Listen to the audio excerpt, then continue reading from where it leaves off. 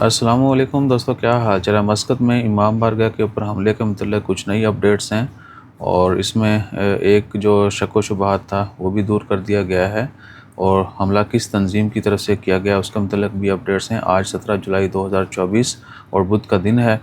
سب سے پہلی چیز تو یہ ہے کہ جو حملہ کیا گیا اس میں 3 حملہ آور تھے، تینوں مارے گئے ہیں، اور بہت سارے نیوز پیپرز میں، چینلز کے اوپر بھی کوٹ کیا جا رہا ہے کہ داعش نے جو ہے دولت اسلامیہ انہوں نے اس کی ذمہ داری قبول کر لی ہے، اور اس کا آفیشیل جو ہیں وہ اسٹیٹمنٹس بھی آ رہی ہیں۔ ہمارے پاکستان ایمبیسی مسقط کے جو امبیسڈر ہیں عمران علی چودھری صاحب، انہوں نے بھی کنفرم کر دیا کہ وہ تینوں پاکستانی نہیں تھے۔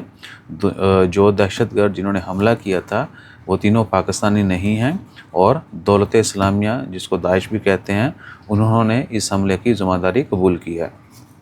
اس ذمہ داری کا سب سے پہلے جو ہے ایک اور نیوز پیپر BBC اردو، ان کی طرف سے کوٹ کیا گیا، اور اس میں انہوں نے مینشن کیا کہ دولت اسلامیہ نے ٹیلی گرام اپنے جو چینل ہیں ان کے، وہاں پہ انہوں نے اس کی ذمہ داری قبول کی۔ باقی آنے والے دنوں میں مزید جو اپڈیٹس ہیں وہ بھی آ جائیں گی۔ بہرحال یہ پاکستانی نہیں تھے، اور دولت اسلامیہ داعش نے یہ حملہ کروایا ہے، اور انہوں نے اس کی ذمہ داری بھی قبول کی ہے۔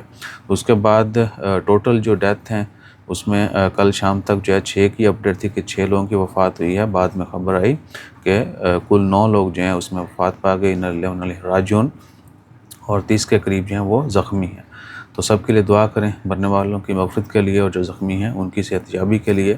اللہ تعالیٰ سب کو محفوظ رکھے، جلد جو ہے صحت یاب کرے، اور ایسے عناصر کے لیے جو ہے نا آپ اعلیٰ کار بن سکتے ہیں۔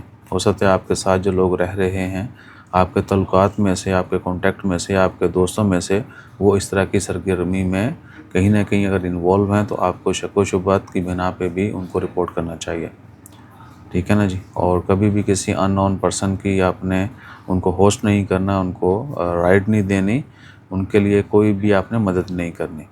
انسان کو پتہ چل جاتا ہے کون کس کا کیا کریکٹر ہے، لیکن خود کو بھی تھوڑا محفوظ رکھیں تاکہ معاشرہ جو ہے وہ محفوظ رہے۔ اپنا خیال رکھیے، دعاؤں میں یاد رکھیے۔ جیسے کچھ مزید اپڈیٹس آتی ہیں وہ بھی شیئر کریں گے۔ جزاک اللہ، اللہ حافظ۔